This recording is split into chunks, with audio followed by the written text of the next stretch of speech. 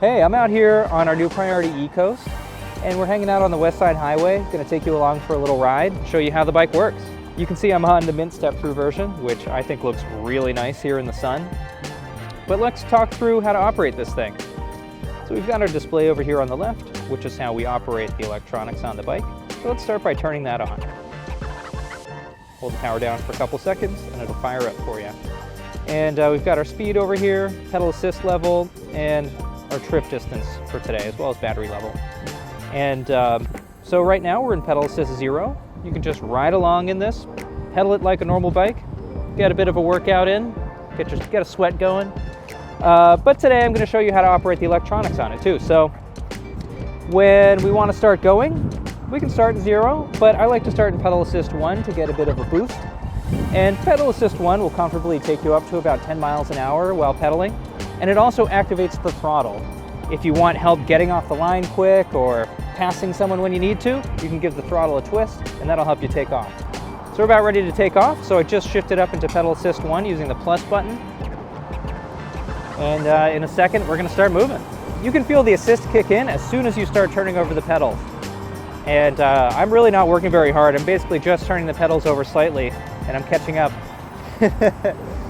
But to maintain a consistent speed, you can just stop pedaling if you feel like you're going too fast, and that'll cut the cadence sensor out. But if you want to accelerate, you can pedal harder, or you can hit the throttle for a burst of acceleration. And here we go! On this bike, when you want to maintain a consistent speed, I think it's best to use pedal assist. I put it in 1 to hold about 10 miles an hour, like we're going right now. If you want to hold about 13, put it in 2. If you want to hold 15, 3 is great. And 4 and 5 are really for accelerating or for hill climbing. You want to use the throttle mostly to accelerate. You can hold the bike at partial throttle to maintain a consistent speed instead of using the pedal assist. I mean, in theory, you could ride this bike like it's a motorcycle and never pedal at all.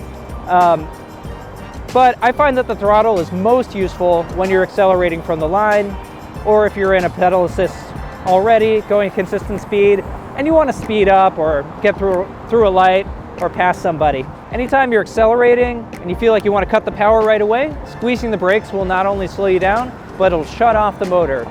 So you don't have to worry about any inadvertent acceleration. So this bike uses a cadence sensor, and it has a really different feel from the torque sensor on our Priority Current, which means that just turning the pedals over activates the motor. On our Current, the harder you pedal, the more motor assistance you get. On this bike, all you have to do is get the pedals around and you get the full power of the pedal assist mode that you're in.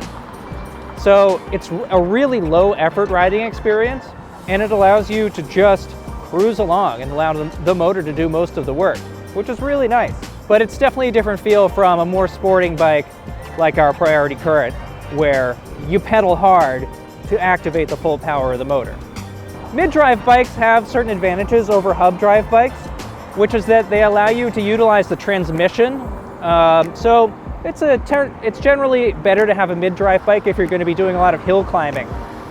A hub drive bike like this is technically a bit more efficient on flat terrain, and that's a big advantage for this bike since it's mostly designed for coastal areas and casual riding.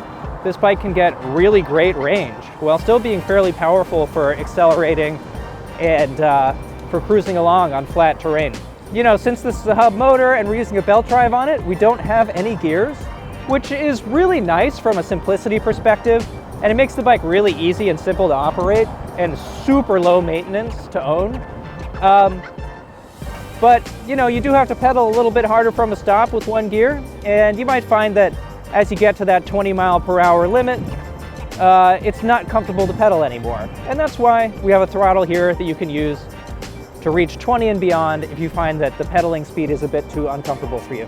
Thanks for riding along with us.